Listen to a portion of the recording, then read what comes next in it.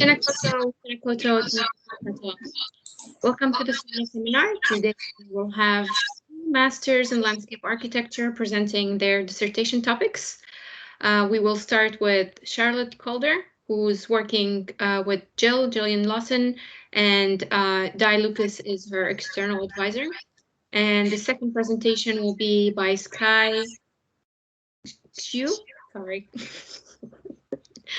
Who's my student. I'm her supervisor for her MLA. So the way the way we're going to do things today, we'll start with the first presentation. We'll open the floor for Q&A. And since this is an online presentation, please feel free to open your mic and camera and ask your question directly, or write your question in the chat box and I will convey the question to the students. And then we will move on to the second presentation. So we're going to try and keep it to half an hour per student, and we'll maintain the 1 hour time limit. So please, everyone, make sure that you have turned off your mic. And if not, then I will do it manually. Don't worry about it. Enjoy the presentations. And Charlotte, the floor is yours. Perfect. Thank you, Nada, and thank you everyone for joining this afternoon. So I'm doing my dissertation on managing carbon emissions through design riparian plantings on an Otago farm in Aotearoa, New Zealand.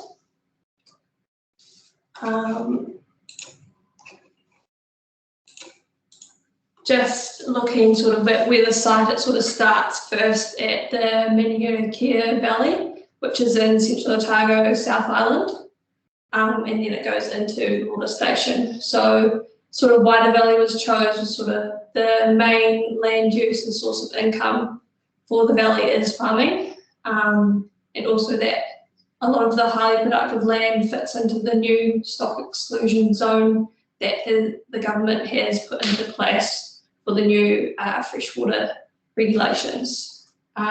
There's also been a massive upgrade in the valley for irrigation systems to increase the productivity of the land as well.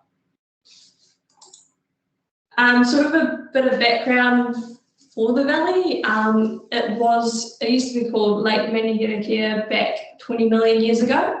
It was a 5,600 square kilometre lake. Surrounding it was subtropical vegetation and different animal species in there like moa, crocodile, ducks, flamingos as well. Really close to Water Station, just east of St Bathans, there has been crocodile fossils found, as you can see in the top picture there. And then going on further to the gold rush in the 1860s, there was a massive landscape change in sort of the main sites of St Bathans, Vinegar Hill and the Cambrians. And then down to Water Station. So the land was first recorded to be farmed in 1858. And then in 1994, my grandparents bought the property, which was around 4,000 hectares when they first bought it. And then through 12 years of land tenure process, 3,000 hectares was gifted back to the Crown. So the property was a Crown pastoral lease, but then after land tenure, it became a freehold property of a size of 1,224 hectares. So the altitude ranges from 440 to 1,550 metres, and it has quite a small annual rainfall of 650 to 700 mils per year. A bit on the stock on the farm at the moment, so there's 4,000 sheep, 150 cattle and 4 bulls. And after the process of land tenure, my parents upgraded the irrigation scheme and put in 125 hectares of spray irrigation just to increase productivity of the land. I'll just touch a little bit here on the sort of carbon cycle.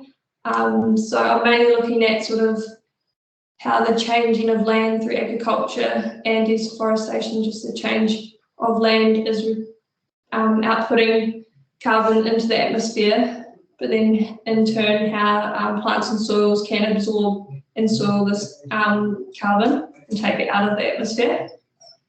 So linking into that is the Paris Agreement that was signed in 2015, where New Zealand has committed to reducing its greenhouse gas emissions.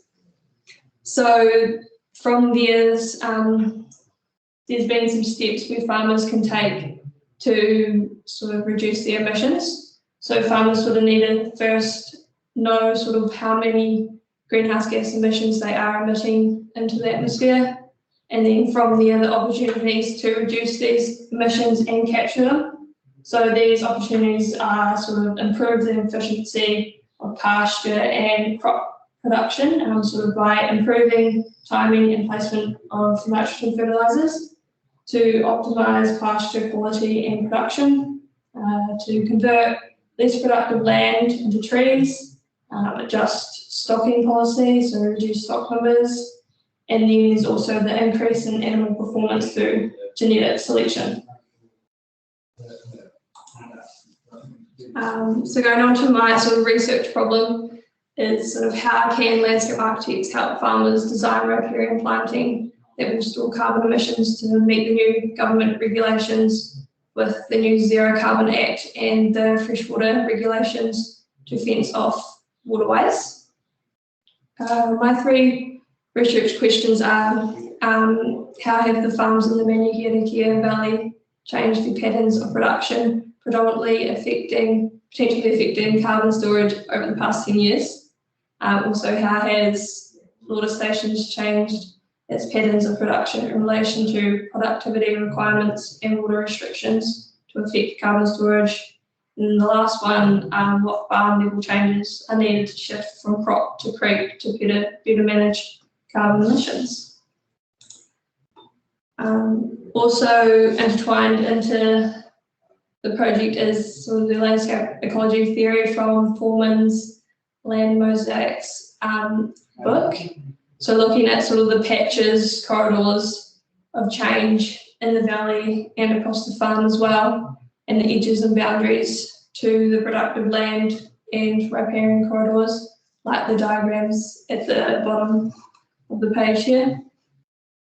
Also looking at the land transformation from agriculture to other land types, and looking at, with the diagrams on the right hand side, the waterway corridors, river corridors as well, and how big a part they play in sort of connecting everything together.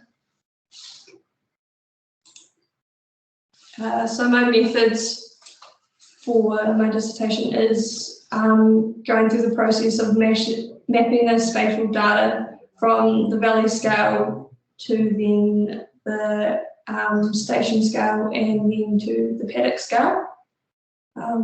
Within those scales, using literature calculations to calculate the existing carbon emissions and storage potential. We're also using Overseer to calculate water stations' carbon emissions, as it is the easiest way and sort of the only access farmers have to actually working out their emissions for them. And then I'll look into the riparian planting design, sort of with the carbon storage calculation of that design. And then hopefully in the end, I will be able to estimate the riparian planting needed to store water stations' greenhouse gas emissions. These are some of my results so far. This is looking at the Aotearoa Valley sort of irrigation change. It is quite hard to see, but there is a bit of change, sort of the lack of clear satellite imagery of the area. So this is both in February, so there's 2014 on the left and 2021 on the right. In some areas you can see that they're definitely in the 2021 centre pivots and just a lot more green areas in this dry February compared to a wet February in 2014, that these systems have been put in place to increase productivity on the land. Then looking at the station level, it's quite hard to see the difference with the nice green February in 2014 compared to January 21. But you can see how big a play irrigation is to the growth of grass in the summer months in the valley, with very green areas, middle bit here, water station. Then looking at some sort of vegetation carbon stock calculations that I did from some literature on what different vegetation covers carbon stock was. So with the grey area, that is mostly in the stock exclusion area, this vegetation cover was storing 83.6 megatons. And then an area that's quite similar to the improved pasture is the grassland with paddock area, which is the lime green. With this vegetation cover, it is holding 210 megatons. And just to put it in comparison sort of with some car emissions, per year, 4.6 metric tons of greenhouse gas emissions is produced by a car. So it is quite a lot, but there is quite a lot of carbon being stored in this vegetation cover here in the valley. With Overseer, this is a very easy sort of software for farmers to use to calculate their carbon emissions. So I got all the data from my father, who owns the property, for the pasturing crops for each block, animals where they were grazing, his fertiliser plan for the year, what paddocks were irrigated, put it all into Overseer, and it did sort of all the calculations for me and came out with 1,270 kgs per hectare of greenhouse gas emissions, or 1,722 tonnes of emissions. Going into the paddock scale, this is the vegetation carbon stock for improved pasture at a paddock scale. So looking at the shed paddock, which is in most of the red square there, it is 10 hectares in size, and the vegetation carbon stock is 29,000 tonne, and it just sort of gives you some other values there of other different paddocks carbon stock. Going on to sort of how I see the sort of proposed riparian vegetation looking, sort of a before and after of what I've planned for my last course that sort of ties into my dissertation. This is sort of my plan so far, and I have yet to calculate the potential carbon storage after replanting the site to work out how actually much carbon is being stored within just this one section of the riparian planting zone. My challenges that I've found so far is that there is a limitation on the literature on the carbon storage of native plants in New Zealand, especially in the South Island.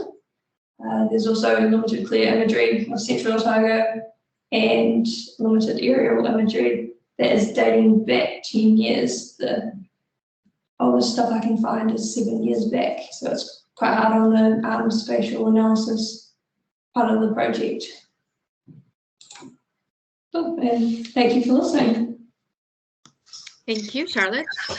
Great project and very interesting process so far. Please, guests, please feel free to open your mics and ask Charlotte any question you may have or comments, or leave it in the chat box and I will convey the message when we receive it. I know we've discussed your project quite a few times because we were working on she's taking one of our classes with Jill, so I'm a bit familiar with your site, and it does look like it poses quite some interesting challenges, but the topic that you're addressing is such a current topic, and carbon stock and understanding how the landscape deals with such a process is still new in landscape architecture. So I really hope your dissertation will open a lot of interesting doors for you. Thank you. All right. Anyone keen?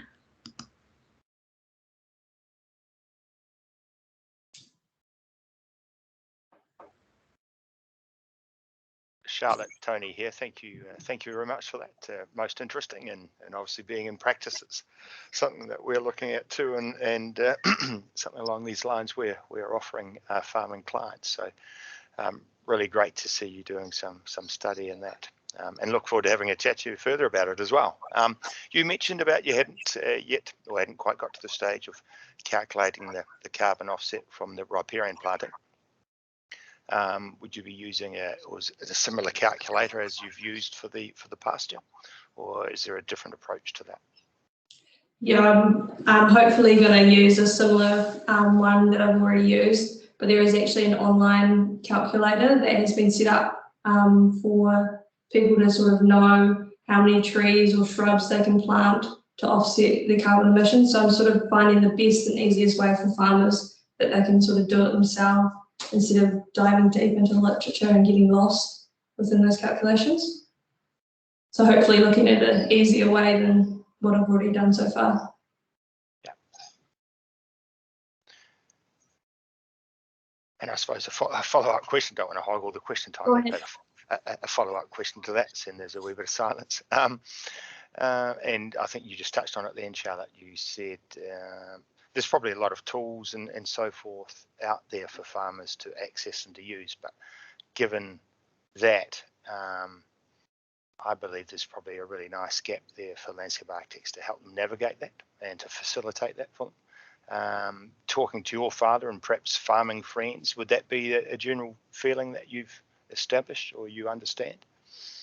Yeah, definitely. Sort of farmers are sort of lost in the middle of it about where to go or who to go to about sort of getting that help, sort of planning those riparian plantings for them.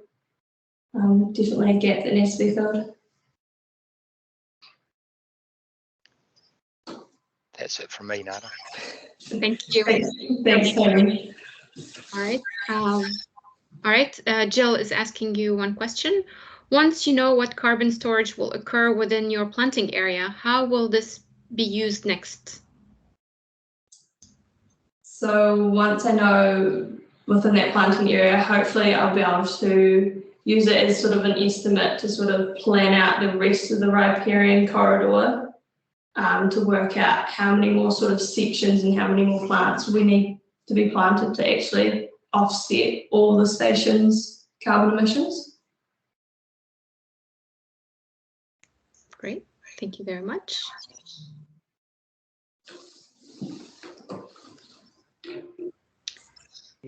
Just a quick question from me. Thanks heaps, Charlotte. That was real interesting.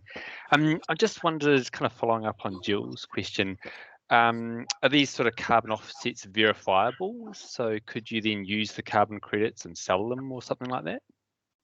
I'd have to look into more the EST a bit more on what they actually regard as carbon stocks, because I'm not too sure on how much they sort of, I think it's more about Pinus radiata, and I think they're slowly building into sort of riparian stuff at the moment and forestry stuff, but it's just if they will actually finally finalise that to say that farmers can actually get those stocks counted, which hopefully they can. Cool, excellent, cheers. Great, thank you, Shannon. Anyone else?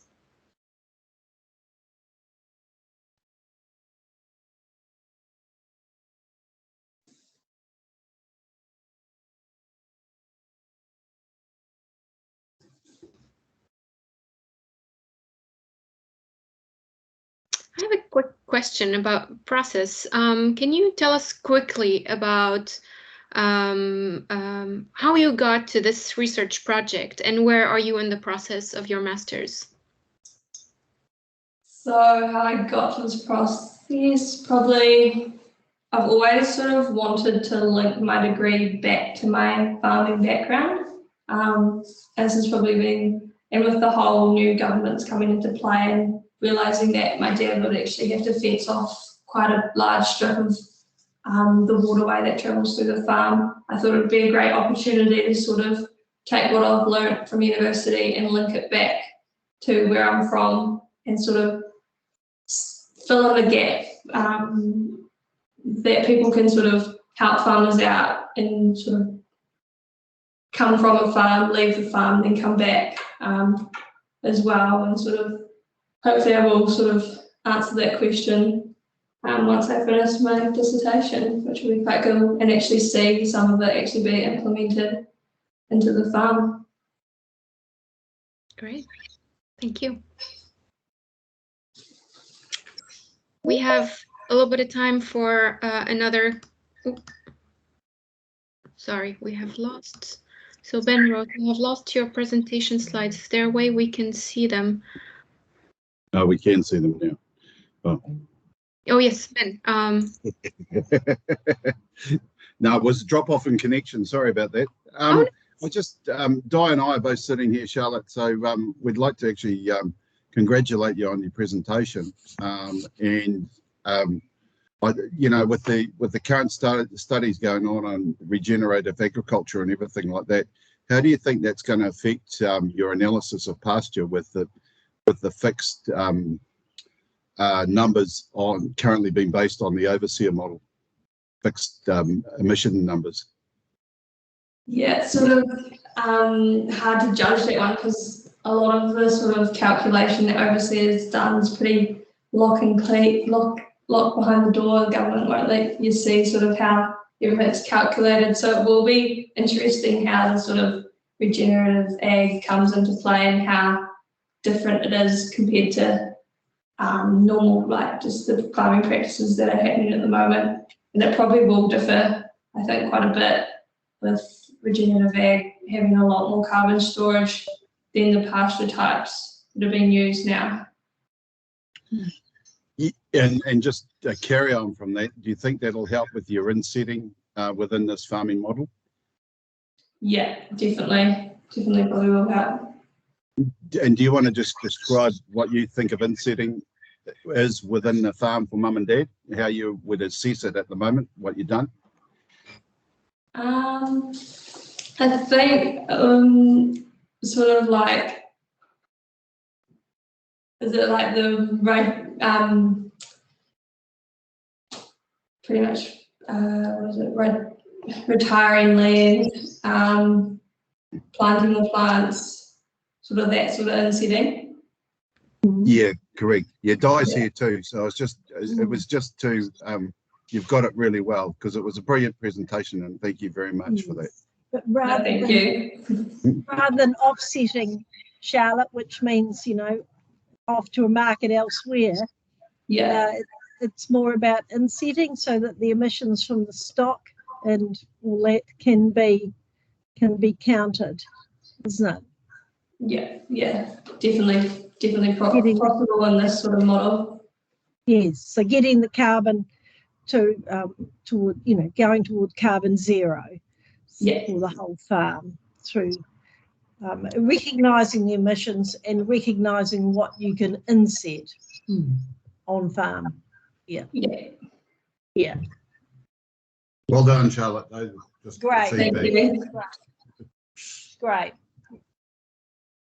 All right, great. Well, thank you everyone for attending.